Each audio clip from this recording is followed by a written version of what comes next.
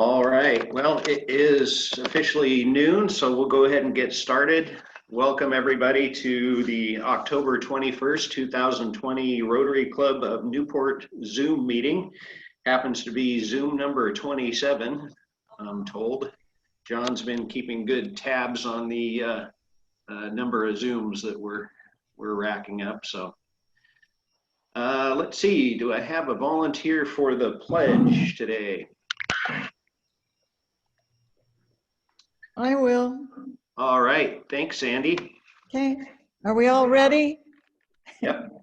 Okay, I pledge allegiance to the flag of the United States of America and to the republic for which it stands, one nation, under God, indivisible, with liberty and justice for all. All right, thank you, Sandy. So welcome everybody. I have a few announcements. We had a Habitat for Humanity landscaping work party last Saturday. It went really well. It lasted about 3 hours, and I think we had about a dozen or so Rotarians. And I wanted to give a few shout outs because a few Rotarians and other local business owners really went above and beyond on this effort. Thompson Sanitary donated over $1,800 of services and supplies with equipment and hauling out the brush and debris. So thanks to Rob, Amy, and Ken for that. Ground FX, Ryan Bancroft provided hydro seed and plants. Chuck Lerwick with Better Bark provided the bark, quite a lot of bark too. Jim Hoffman with Rhododendrons Direct provided the roadies, and Sonetta donated a bunch of plants. So thanks to everyone for that. I'm going to try our tech guy, John, is not with us today. He's on another Zoom meeting, so I'm going to try and share a video that he put together. I think it really came out great. Let's see if I can get this to work here. Oops. Bear with me here. There we go.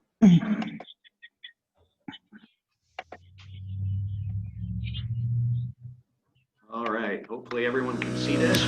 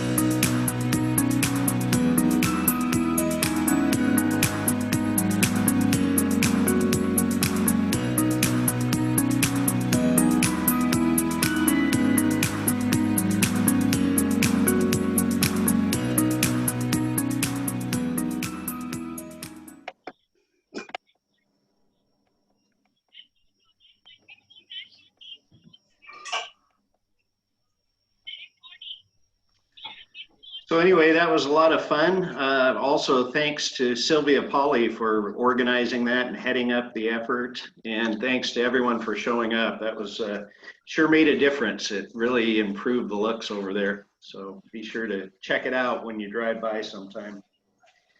Let's see. So a few things from today in history. 1844, this day is recognized as the Great Disappointment among those who practice Millerism. The world was expected to come to an end according to the followers of William Miller. 1879, Thomas Edison conducted his first successful... Will it be fun? What's that, Claire? Oh, she was unmuted, I guess. 1879, Thomas Edison conducted his first successful experiment with a high resistance carbon filament, which would eventually lead to the invention of the first carbon filament light bulb. In 1962, US President Kennedy went on the radio and television to inform the United States about his order to send US forces to blockade Cuba. The blockade was in response to the discovery of the Soviet missile bases on the island. So a few tidbits for today. Moving on, do we have guests? I know that, Guy, you have a guest today. Oh, you're muted there, Guy. There you go. I do have, my guest is Don Strand, and he helped put together the PowerPoint, and he's curious to see whether it works, and so am I. So welcome, Don. He's from the Cottage Grove Rotary. All right. Welcome, Freddie. Don. Thank you. Freddie, I have a guest, There, Julie. and I don't see his picture. I see his, so he might not be able to get, oh, there he is. I see your picture now, Jeff. I have Jeff Montgomery, and he is the new owner of Otter Rock Radio in town. He purchased Boss Radio and has renamed it Otter Rock Radio, and he is, he and his team are interested in doing a corporate membership. And another interesting thing is Jeff is zooming in from Australia, because not only is he a radio station owner, but he's also a commercial pilot. So welcome, Jeff. Hi, thank you for that introduction, Julie. I appreciate it. Did Hi, you everybody. Hi. I'm excited about the Rotary at Newport and the Oregon coast. It's super exciting. And this looks like a great organization. A lot of active membership, which looks amazing. Thanks. I have a question, Jeff. What time is it in Australia? Do you really want to know? No, it's 6 a.m. Quite early, and it's tomorrow at 6 a.m. So I'm back to the future. And Jeff, real quick, I mean, you won't do too long. So in a 1 minute or less, tell us the changes. You told me that you are the direction you're going with the station. Okay, so just a real super quick history. As all you probably know, a gal named Cheryl and her husband owned it for years.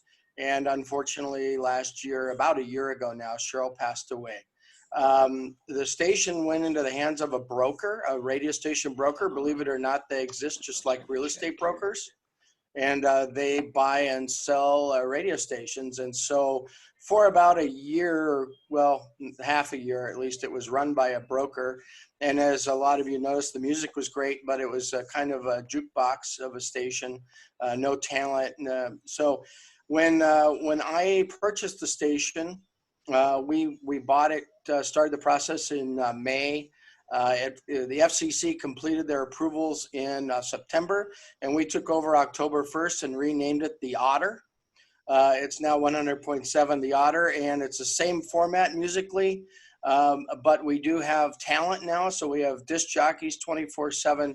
We have a great morning show with Ashley and Brad, which is not a husband and wife, but a friend team, a girl and a guy, who are really funny and engaging. And we have a lot of you might remember American Top 40. We're repeating that show on Sundays. In the morning, it's the 70s, and in the evening, it's the 80s. Saturday nights is Retro Pop Reunion, which is a kind of an 80s dance party hosted by a guy named Joe Cortez. So anyway, we made some great changes. We improved the sound of the station from a processing standpoint. So check it out at 100.7. We hope you guys enjoy it. And we're up on the highway in Seatown Center, upstairs above the old Bites restaurant. Thanks, Julie. All right, well, welcome to the coast, Jeff, and glad you can join us from the future in Down Under over there in Australia. Looking Thanks. forward to seeing you back.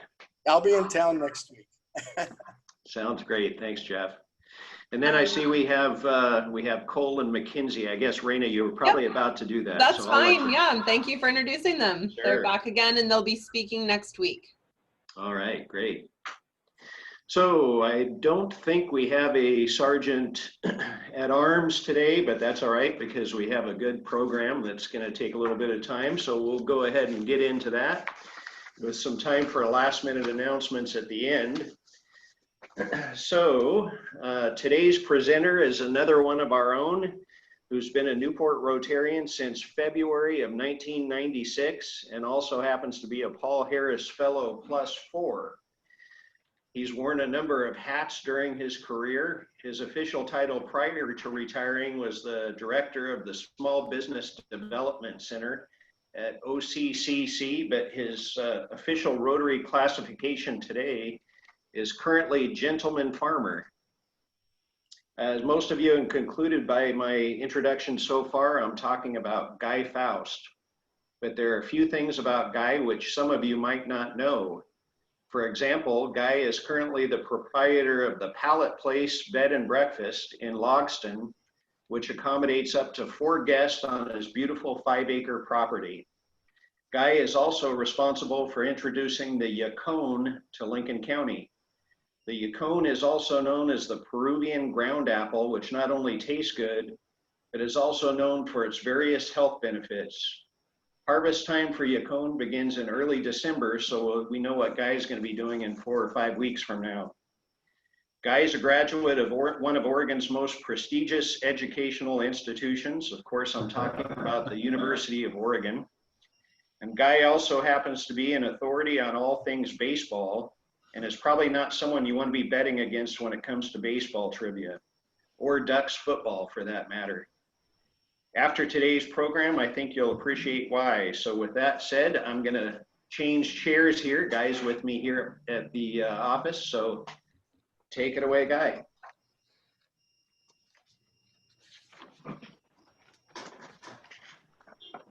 Thank you, Freddie. Apparently Logston's internet isn't all that high speed, so I moved into high-speed Newport. Hopefully this will all come out just fine. It's World Series time. It happens to be tied, and so I thought this would be a good time to talk about some baseball stories. But since I'm kind of have an educational background, we're going to have a little quiz today. And so I want you to get a piece of paper and a pencil or pen, and I want you to write down your answers as I ask the questions. I want you to know that there's a big prize at the end of today for the winner. I have purchased a baseball and bat from the dollar store, and some lucky Rotarian's going to win that. So let's get started. The title of my presentation is Little Known Baseball Stories Everyone Should Know. But first, we're going to talk about little known facts about Guy Faust. My baseball career started in the 4th grade, but ended in the 6th grade. I found that track and field was better suited for me.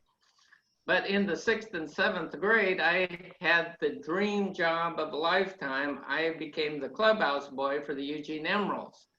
They are a farm club, AA farm club of the San Francisco Giants. Over the years, I moved up from clubhouse boy to scoreboard boy to bat boy to ball boy, and then eventually the ultimate job, I got to sweep the grandstands at Bethel Park, and that's where the big money was, because you could get like $2 an hour. Also, I was born and raised in Eugene, and I do have a bachelor's degree of U of O in Park and Recreation Management.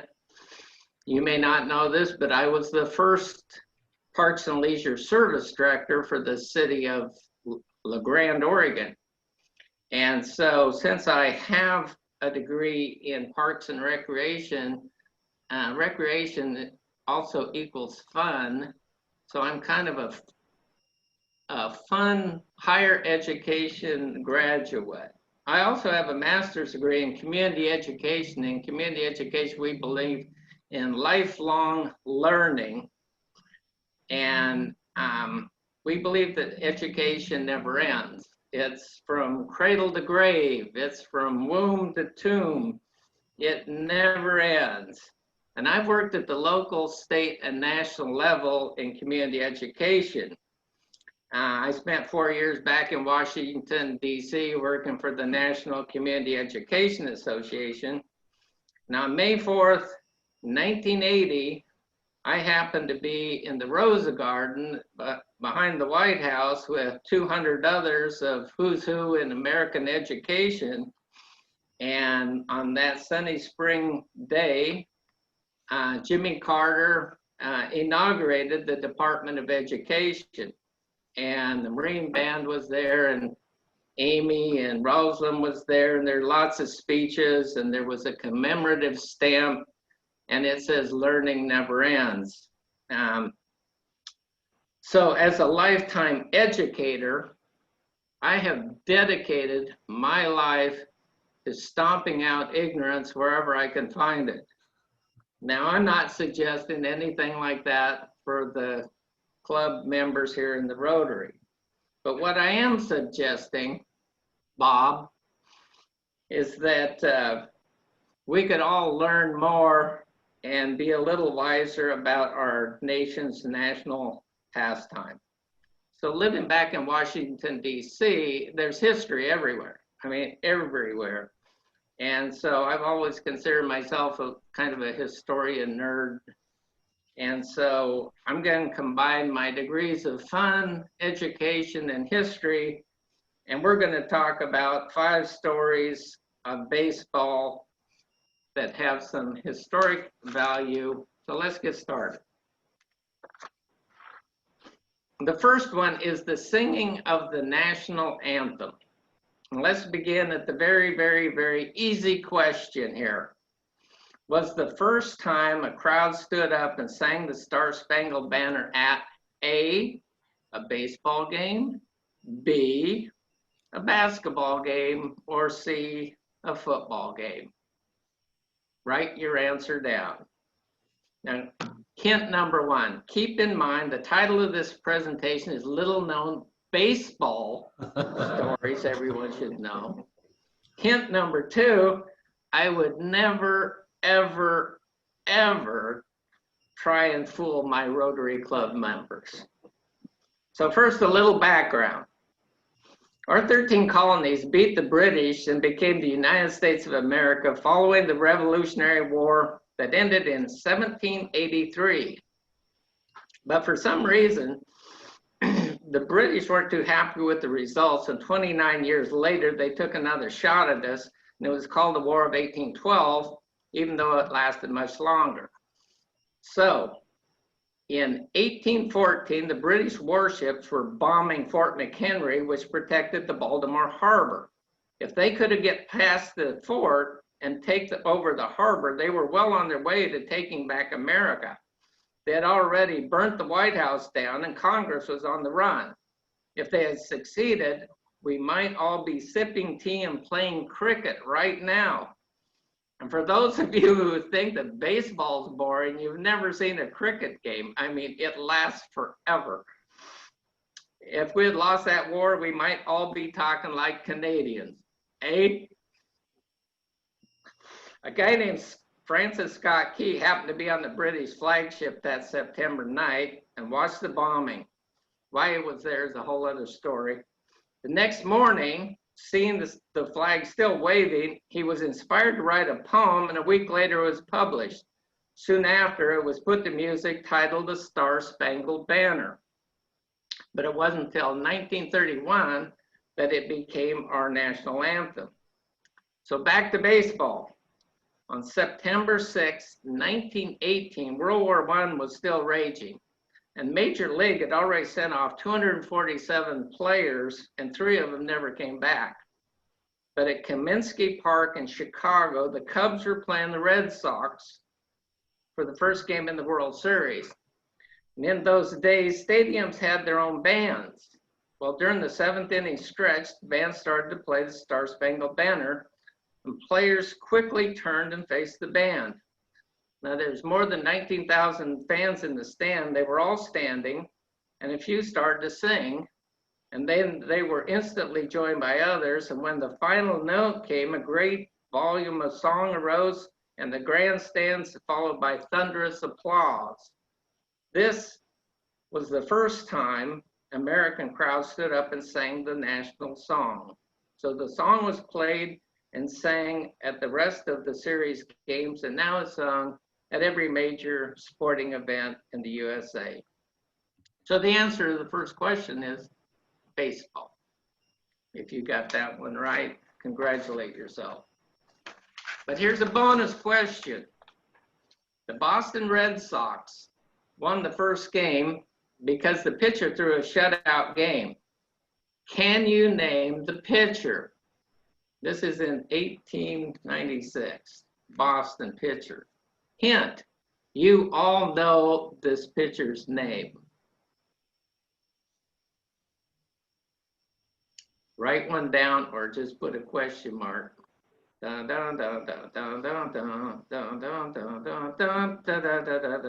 Okay, time's up. That pitcher's name was Babe Ruth. Babe Ruth was the guy that when he first started, he was a pitcher. And believe it or not, he shined in the World Series. He threw 29 2/3 innings in World Series play with no runs. And that record stood for 42 years. So, a little trivia there. Okay, so since we're talking about singing, the next story I have is the story behind Take Me Out to the Ball Game. Now, we have 3 questions for this story. This song was written in 1908 in New York by a guy from Tin Pan Alley. His name was Jack Norworth. And he was inspired to write the song when he was riding on a Manhattan train and saw the sign and read Baseball Today, Polo Grounds. By the time he reached his final stop, he had finished the song. He was a vaudeville entertainer, and when he first introduced the song to an audience, it fell flat. But Nickelodeon peep shows were all the rage at that time in the 1900s, and this mini motion picture with sound became a big hit. This song now ranks number 8 in the category of Songs of the Century, according to the Record Industry Association of America. So, question number 1. Back in those days, New York had 3 professional baseball teams. Was Jack Norquist a fan of A, the Yankees, B, the New York Giants, C, the Brooklyn Dodgers, or D, none of the above? Write your answer down. And keep in mind he was going to the Polo Grounds.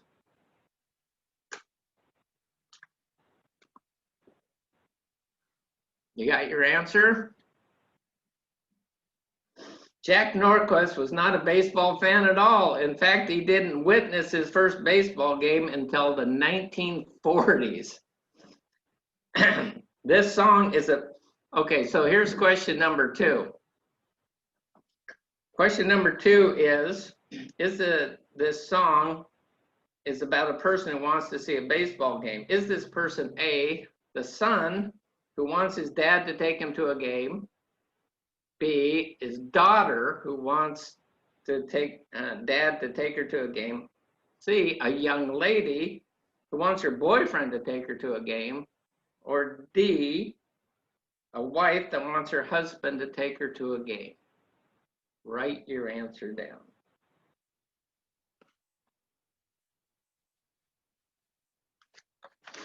Okay, to answer the question number 2, we need to revisit a poem, Casey at the Bat. Now, if you've never heard the poem Casey at the Bat, I really feel sorry for you, because not long ago, a famous baseball player, Slugger McGee, recited this poem at a Newport Rotary luncheon. Question number 3, was the famous Casey his A, first name, or B, last name? Write your answer down. Now, I've asked my good friend Carly Simon to answer both of these questions, and so Keith, let's let her rip. See how this works.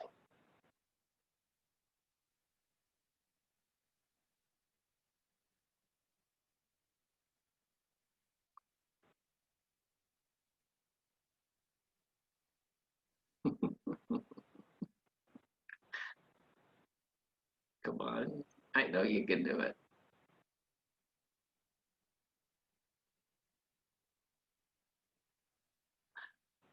This is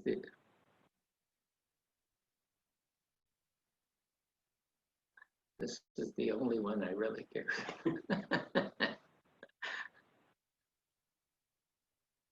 We're trying.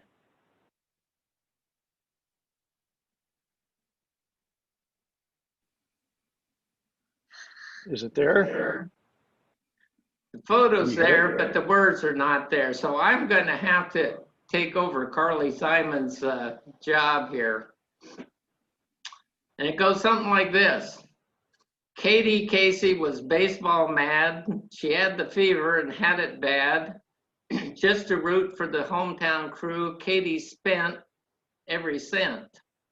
Then one Saturday, her young beau asked to see if she'd like to go to see a show, but Miss Kate said no, but I'll tell you what you can do. You can take me out to the ball game. Come on, sing along. Take me out to the crowd. Buy me some peanuts and Cracker Jacks. I don't care if I ever get back, and we root for the home team. And if they don't win, it's a shame. For it's 1, 2, 3 strikes, you're out at the old ball game. Katie Casey knew all the game names, knew the players by their first name, told the umpire he was wrong all along, loud and strong. And so it goes on. That is the answer to the question. That's the only thing I wanted to actually play on this thing, because Carly does it much better than I do. So the answer is Katie Casey was a lady, and she wanted her boyfriend, her beau, to take her out to the game. And so if that's what you wrote down, then give yourself another point. Now, here's a bonus question. If there's a tie at the end of this quiz and you want to get an extra point, well, Jack Norquist, his biggest hit was Shine On Harvest Moon. If you want an extra point, all you have to do is sing the first verse or two of Harvest Moon, and I'll give you an extra point. Do I have any takers? Okay, the third story. This is the craziest baseball game ever played. And let's begin with some questions on your baseball rule understanding. So here's situation number 1. It's the bottom of the 9th inning, 2 outs, and there's a man on first and a man on third. The batter hits a ground ball to the shortstop. He flips the ball to the second baseman, who steps on the bag before the runner at first gets there. The inning or the runner at third base is only halfway to home. So here's the question. Is the runner out and is the inning over? Yes or no? That's a real simple one. You got your answer? It is yes. Situation number 2. It's the bottom of the 9th inning, 2 outs. There's a man on first and third. This time, the hit and run play is on. As the pitcher winds up, the runner at third heads for home. The batter hits the ground ball to the shortstop, but this time the shortstop fumbles the ball. Meanwhile, the runner from third base crosses home plate. The shortstop quickly recovers his flub and tosses the ball to the second baseman, who steps on the bag just before the runner from first base reaches the bag. Question number 2, is the runner out? Is the inning over? Yes or no? Write your answer down. Question number 3, did the run count? Is the game over? Yes or no? Well, the answer to this question will be found in the following story. On September 23rd, 1908, the strangest baseball game ever played took place. It wasn't until 2 days later that the outcome was decided. Professional baseball games back in those days are much different than today. It was not considered what we call family friendly. The fans were rowdy. Drinking, gambling, fighting were part of the national pastime experience. Fans sometimes got in fights with opposing team players and umpires. In fact, in those days, proper ladies would never be seen at a baseball game. On the final week of the season, the National League pennant was on the line when the New York Giants and the Chicago Cubs met at the Polo Grounds in New York. The grandstands were packed and overflowing. Fans were lined up 5 deep around a rope in the outfield. The Giants' regular first baseman was injured, so a 19-year-old Fred Merkel started in first base. At the bottom of the 9th inning, 2 outs, the scores tied 1-1. The Giants had a man on third, Moose McCormick, and a man on first, Fred Merkel. This 19-year-old kid was on first base. On the first pitch, the New York batter line drive into the center field for a clean single. Moose lumbered home for the winning run. Instantly, the fans jumped the outfield fence and stormed onto the field. Rookie Fred Merkel, the 19-year-old, was halfway to second base when he saw the onslaught coming, fans rushing towards him. He stopped, turned around, and headed for the clubhouse. The Cubs second baseman, Johnny Evers, saw what Merkel had done, that he had not touched second base. If Evers could get the ball and touch second base, the run would be canceled out and forced out. So the answer to the question is, question number 3 is no. Now the plot thickens. The New York's third base coach, Joe McGinty, saw what Evers was up to and won the scramble for lost ball amongst the crowd in the center field. He tossed it up into the stands.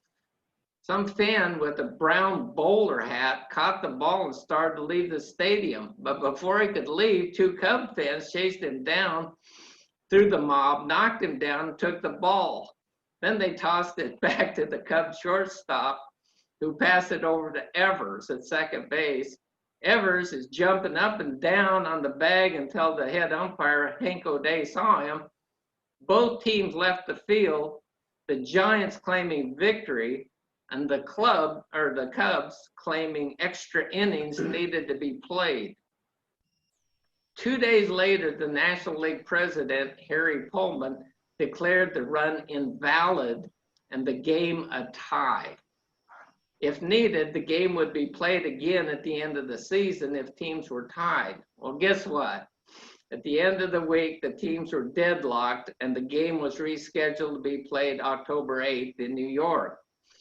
Without going into the details, Cubs won the game 4-2, then went on to win the World Series from the Detroit Tigers, and this is back in 1908. Many fans never forgave Fred Merkle for his monumental mistake, and it haunted him the rest of his life. Although he played in the major leagues for 19 years, his nickname, Bonehead Merkle, never left him. And that's the story of the craziest baseball game ever played. What haunted the Cubs was their curse of record-setting losing seasons from that year on. So here's your question. How many World Series titles have the Cubs won since 1908? Since then? None, 0, 1, or 2? 0, 1, or 2. Write your answer down. Got it? Well, the Cubs beat the Cleveland Indians 4-3 in 2016. The answer is 1. Okay, so on to the next. Freddie, what is that? There's some noise out there.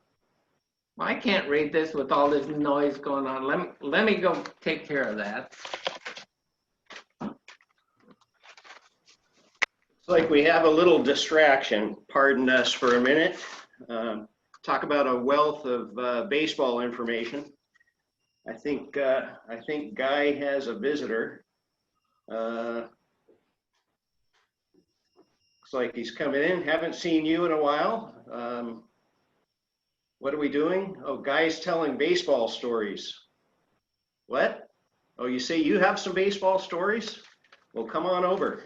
Welcome.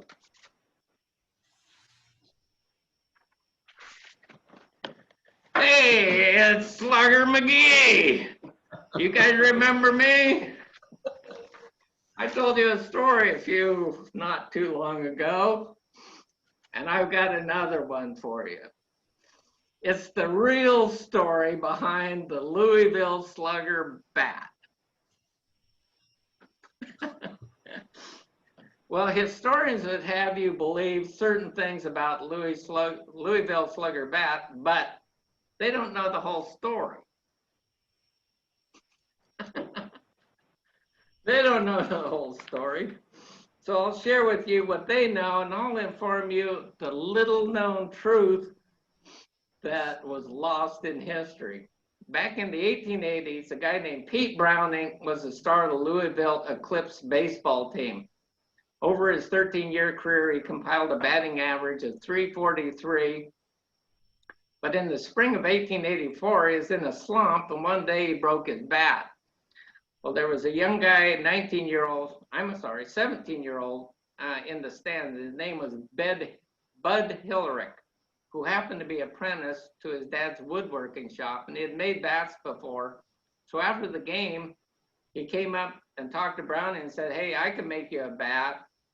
And Browning said, "Okay," and gave him some specifications. Well, the very next day, Browning hits 3 for 3, and afterward, he would use no other bat. So over his career, Browning owned 200 bats, and he gave each one a name from the Bible. Well, teammates of the Eclipse started to flood Hillry's shop and wanted bats made for them also. And word soon got out other teams and players were also requesting their own bats.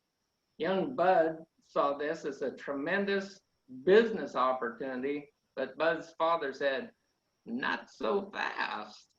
He knew the real money was to be made in selling port swings and butter churns. But young Bud persisted, and eventually his father relented. In 1894, 10 years later, Bud took over the family business and registered Louisville Slugger with the patent office. Although Bud was really good at making bats, he lacked marketing and sales experience. So in 1916, he teamed up with Frank Bradsby, and they formed the Hillerick Bradsby Company. Today, that company is worth over $100 million. So here's a question. What type of wood is used in making Louisville slugger bats? A, white ash, B, maple, C, oak, or D, knotty pine? Ash, maple, oak, or pine? Write your answer down. Okay, the answer is white ash and maple, or maple. So if you wrote either one of those down, give yourself a point. Today, corporate sponsors all over the map seeking endorsements from athletes and other famous people. You can buy everything from Wheaties to walk-in tubs. But do you know who started it all? Well, I'll tell you, it was Bud Hillrick. He recruited the most famous baseball player of all time, Honus Wagner. Anyway, that's what historians would like you to believe. Wagner was an awkward-looking man. He had a barrel chest, massive shoulders, heavily muscled arms, huge hands, and incredibly bowed legs. Yet over his 21 seasons, he held the batting title 8 times, had a lifetime batting average of .329 and a slugger average of .466. No wonder they wanted him to endorse the Louisville slugger bat, and he did so for an undisclosed amount. Now, the rest of the story. Honus Wagner was not the first person to endorse the Louisville slugger bat. The real person was the infamous Slugger McGee, and I can prove it. Does the bat read Louisville Wagner? No. Does the bat read Louisville Hornets? No. The bat reads Louisville Slugger.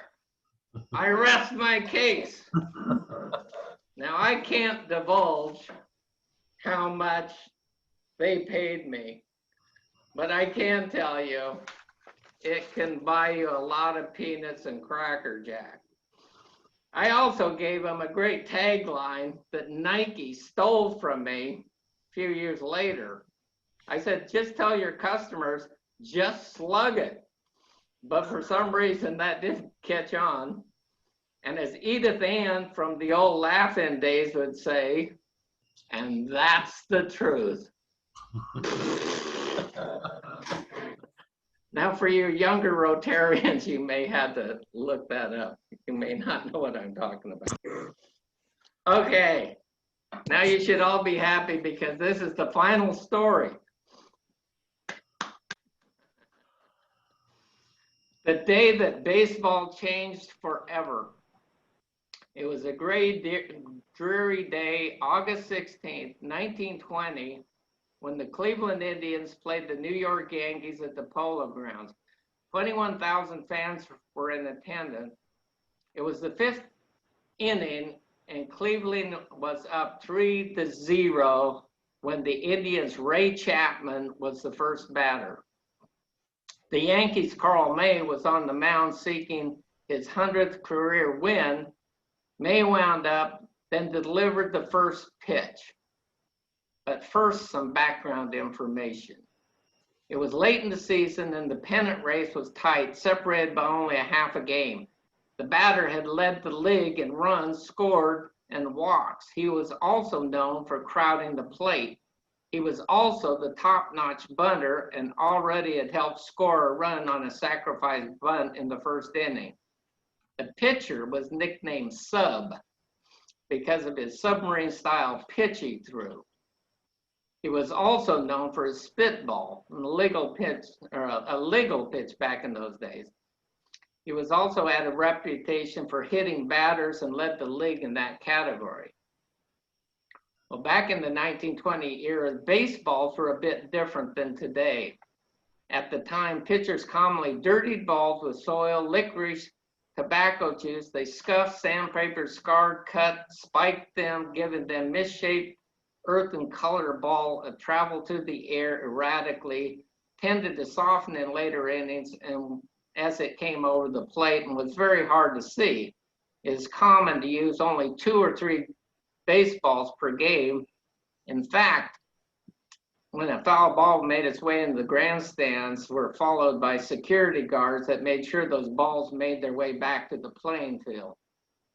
Well, that first pitch delivered on that fateful day was a high fastball that struck Ray Chapman in the head. No baseball helmets were worn back then. He collapsed to the ground. The sound was so loud, Babe Ruth said he could hear it from his right field position. Mays thought the ball had hit the bat, so he fielded and threw it to first base. 2 physicians were called from the grandstands to assist Chapman. He was taken to the nearby hospital and died 12 hours later. He was the first and only baseball major league player to die from a pitched ball. From that day on, the rules started to change. Umpires were told to use only white baseballs, 20 plus a game. Spitballs were outlawed, but helmets were only advised. It took another 30 years to play before they became required. Up until that day, baseball had always been a pitcher's game. After that day, baseball became a hitter's game. That was the day baseball changed forever. Names like Cy Young, Walter Johnson, Grover Cleveland, Alexander, and many other pitchers had 30-plus wins seasons back in that era. But the last pitcher to claim a 30-plus win season was back in 1968 when Denny McLain won 31 games for the Detroit Tigers. It was a year later in 1921 when Babe Ruth took over the all-time home run hitting lifetime record, and at that time he had 162 home runs. Before then, Roger Connor held the lifetime record of 138, and it had taken him 18 seasons to accomplish that feat. In 1921, the year later, Babe Ruth hit 59 home runs in that season alone. So, in 1920, baseball changed from a pitcher's game to a hitter's game overnight. So there's no questions at all for this one. It's just a sad story. But let's end on a high note. I'd hate to end on kind of a sad story. So I'm going to give you 3 of Yogi Berra's quotes. First one, baseball is 90% mental and the other half is physical. Second, he hits from both sides of the plate. He's amphibious. And here's my favorite. Always go to other people's funerals. Otherwise, they won't come to yours. Now, let's add up the scores and remember, is it the truth and is it fair to all concerned? And so at this point, does anyone have a high score that they would like to volunteer to win this big prize? Guy, can I interrupt you for a second? I think I might have figured out what we did with that song. I can play that song, I think. Should we try it? Give it a shot. It was really nice. That's why I thought.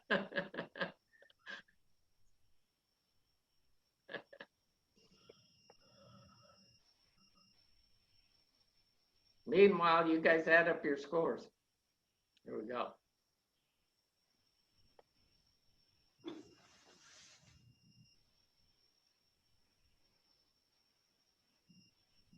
Oop. Maybe not. Where'd it go? Which one was it? Where'd it go? Forward. There you are. I think it might actually play.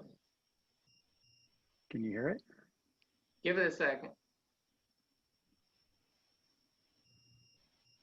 Can you hear it? Well, I guess that was a try. I guess it doesn't work.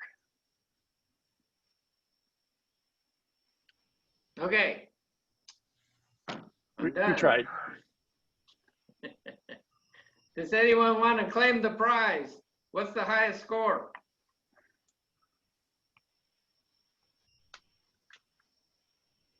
Nobody cares. Okay, Freddie, I'm turning it back over. I think you lost us on the baseball game that never ended. It's like, how many points was that? All right, well, that was nicely done, Slugger and Guy. That was a wealth of baseball information, and it was a tough one to pull off on Zoom, but we got through it. And I'll tell you, it was great to hear Guy sing live and in person. That was a real treat for me. So anyway, thanks, Guy. As you know, we're going to vaccinate 50 children against polio in your name. Thanks for the great baseball info. So let's see. One of my papers here has the agenda. So let's see. Secretary today is Richard. Yeah, so we have in coverage for Jim, and then also covering for Sonia. She was going to sub in. So just reason I mentioned that, she hadn't feeling real well after some surgery and services that she had. So be thinking about Sonia.